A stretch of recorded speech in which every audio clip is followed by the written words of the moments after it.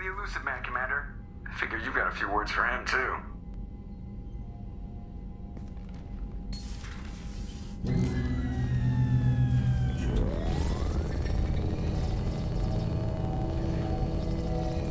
Shepard, looks like Edie extracted some interesting data before the collector ship came back online.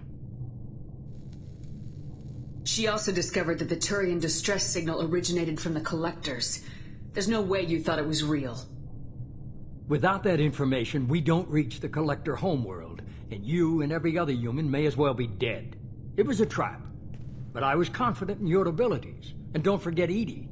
The collectors couldn't have anticipated her. You could have told me the plan. You say I'm important, but you sure try hard to get me killed. I needed the collectors to believe they had the upper hand. Telling you could have tipped them off in any number of ways. Besides, I wouldn't have sent you in if I didn't think you could succeed. I don't risk people. There are always alternatives. You may not like being on the receiving end, neither would I. But the facts are with me. As much as we try to avoid them, these decisions need to be made. But more importantly, it paid off. Edie confirmed our suspicions. The Reapers and Collector ships use an advanced Identify Friend-Foe system that the relays recognize. All we need to do is get our hands on one of those IFFs. I'm guessing you have a plan. We have a science team working on a derelict Reaper right now. I need you to go and pick up its IFF. Where'd you find a derelict Reaper? An Alliance science team recently determined that the Great Rift on the planet Klendigan is actually an impact crater from a mass accelerator weapon. A very old mass accelerator. I sent a team to find either the weapon or its target. They found both. The weapon was defunct, but it helped us plot the flight path of the intended target, a 37-million-year-old derelict Reaper. We found it damaged and trapped in the gravity of a brown dwarf. Aren't brown dwarfs basically stars that didn't quite make it? Simply put, but accurate. They're gas giants that don't quite have the masses of stars. Expect gale force winds and extremely high temperatures. The Reaper has a mass effect field that keeps it in orbit, likely an automated response to the external threats. It's stable, but I won't call it safe. I saw what Sovereign did to the Citadel fleet. Hard to imagine anything could stop something that powerful. This vessel is a relic from a battle waged while mammals took their first steps on Earth. There's no trace of the species that took the shot. Perhaps it was their one moment of defiance before being wiped out. I get the feeling this isn't going to be a simple swing by and pick up our package. We lost contact with Dr. Chandana's team shortly after they boarded. Initial reconnaissance revealed no clues, and it was too risky to commit more resources. But now we need that IFF. I'll forward the coordinates to Joker. In the meantime, I suggest you tell your crew I didn't risk their lives unnecessarily. It will make things easier going forward. Edie, tell the crew to assemble. We've got a lot to talk about. Of course, Shepard.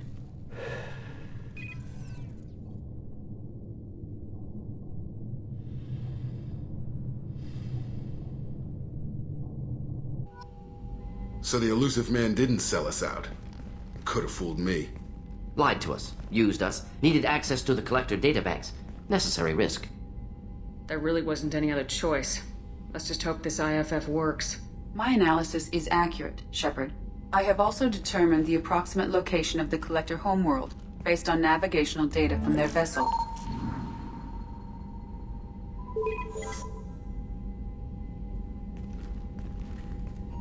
That can't be right. Edie doesn't make mistakes. The collector homeworld is located somewhere in the galactic core. Can't be. The core is just black holes and exploding suns. There are no habitable planets there. Could be an artificial construction, space station protected by powerful mass effect fields and radiation shields. Even the Collectors don't have that kind of technology. The collectors are just servants of our real enemy. And we've all seen what their masters are capable of. They built the mass relays and the Citadel. Who's to say they can't build a space station surrounded by black holes? No wonder nobody's ever returned from a trip through the Omega-4 mass relay. The logical conclusion is that a small safe zone exists on the far side of the relay, a region where ships can survive. Standard relay transit protocols would not allow safe transport. drift of several thousand kilometers is common, and would be fatal in the galactic core. The Reaper IFF must trigger the relay to use more advanced encrypted protocols. Just because we can follow the Collectors through the relay doesn't mean we can take them out. I don't want to go after them until I know we're ready. Sooner or later, we need that IFF. I say, why wait? It's a derelict Reaper. What if the Collectors are waiting for us? We may want to build up our team before we take that kind of risk. The more people we have on our side, the better our chances of success. We need to keep building up the team. It's your call, Commander. Whatever you decide, we're with you.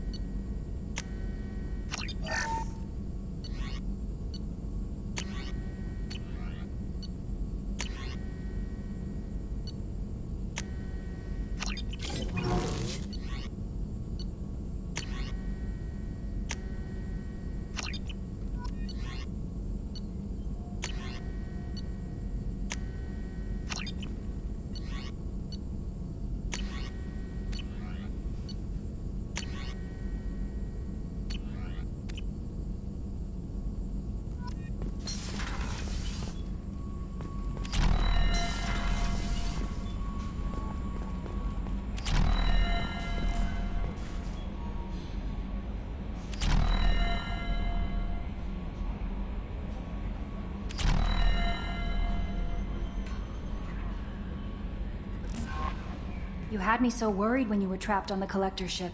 Thank goodness for Edie. That sounds like more than just professional concern, Kelly. You're more than just my commander. You're my friend. Edie brought you back to me. If she had a body, I'd give her a big hug. I'm standing right here. Where's my hug? Welcome back, ma'am. Anyway, how may I help you, Commander? Is there anything I should know? You have unread messages at your private terminal. Tali seems very distraught after receiving a message. Maybe you could check in on her down in engineering. Samara would like to see you in observation on the crew deck. Anything else, Commander? That'll be all. Good luck out there, Shepard. Commander, you've received a new message at your private terminal.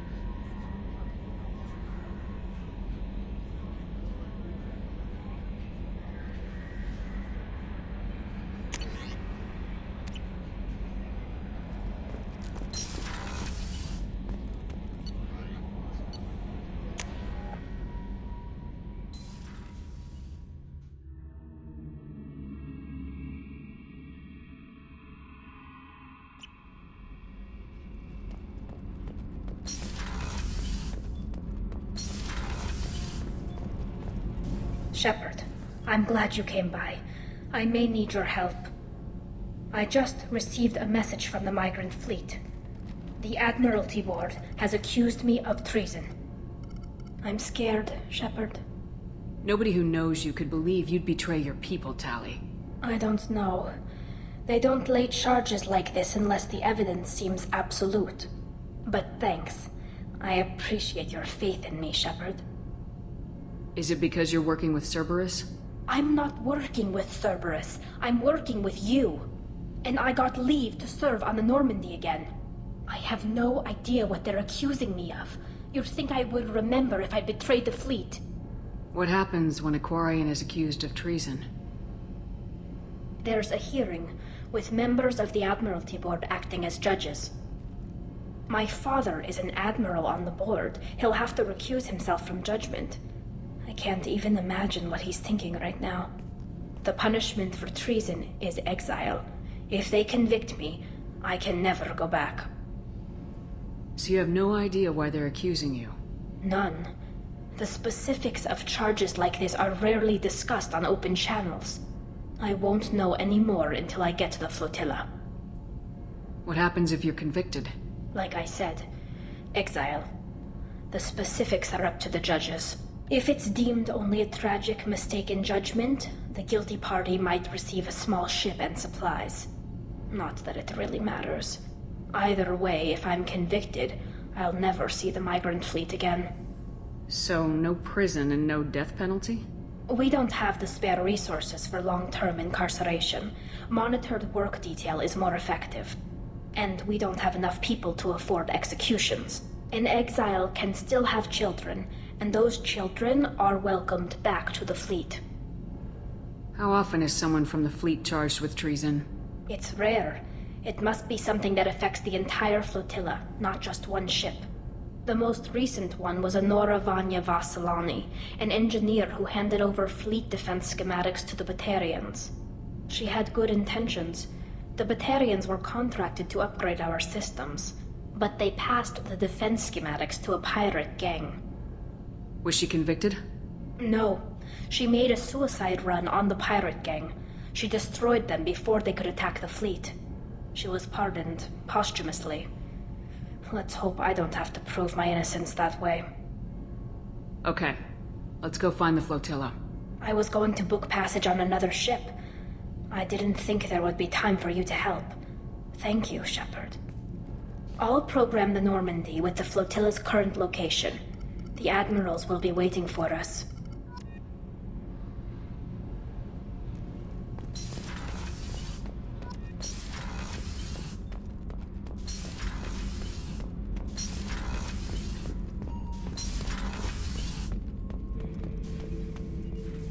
Not Grunt. I like it.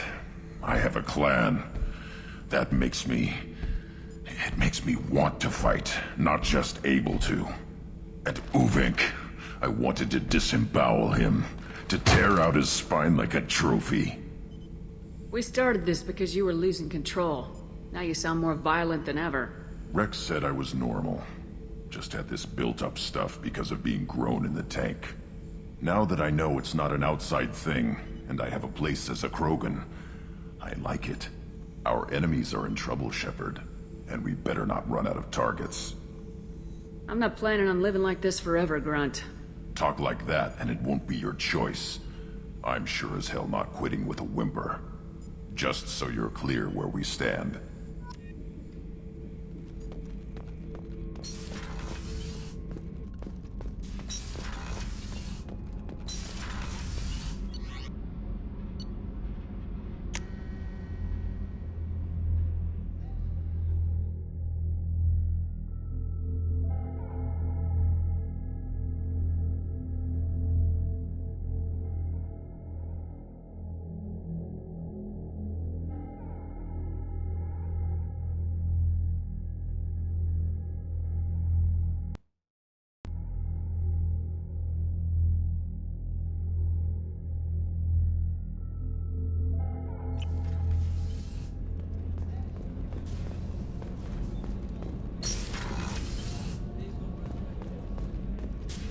I am glad you came.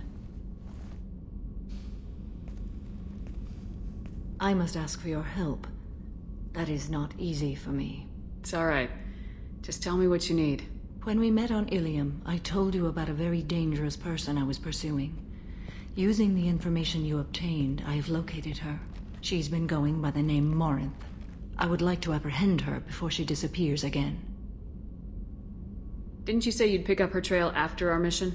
I know where she is, right now. In a month, she may be gone. This is the best opportunity I've ever had. Where is she?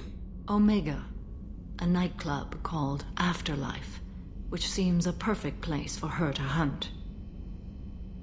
How important is this? Killing her has been my focus for 400 years.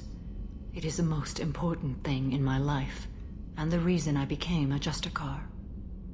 Tell me about her. She is an Ardat Yakshi. It is a term from a dead Asari dialect. It means demon of the night winds, but that is mythology. She is simply a very dangerous woman who kills without mercy. So is an Ardat Yakshi a special kind of murderer? Morinth suffers a rare genetic disorder. When she mates with you, there is no gentle melding of nervous systems. She overpowers yours, burns it out, hemorrhages your brain. You end up a mindless shell, and soon after, you are dead. Why isn't this ever mentioned in Asari literature or art? When we were primitive, there was much fascination with Ardat Yakshi. Some cultures worshipped them as gods of destruction.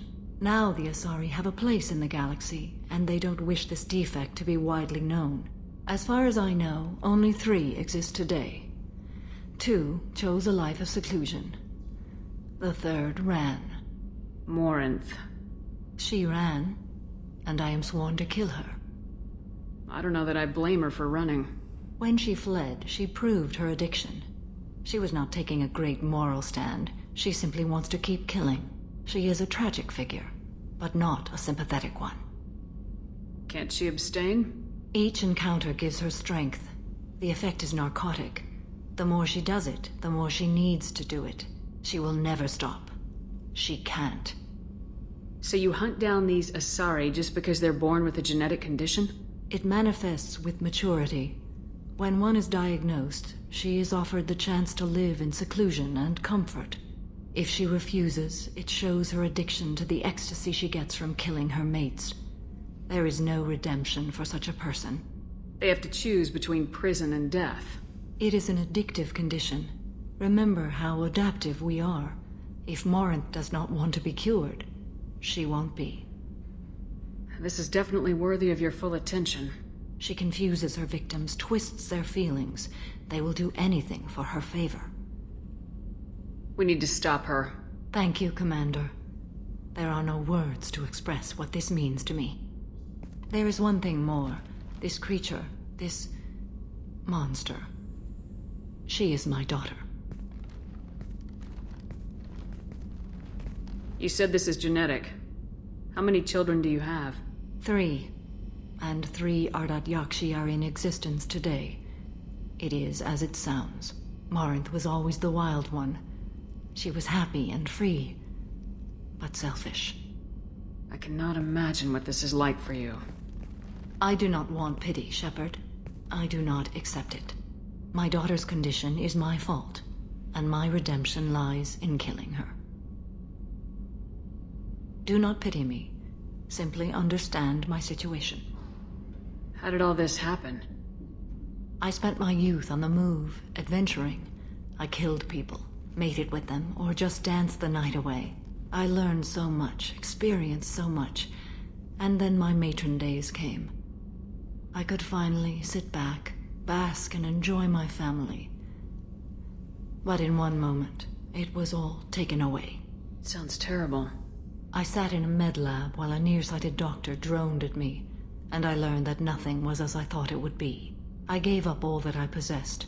I own nothing, claim nothing. All my knowledge will die with me.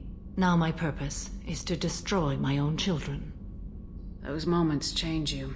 And I've hundreds of years left to live with that. I say too much. Forgive me. Help me find my long-lost daughter. And kill her. We'll go find Morinth.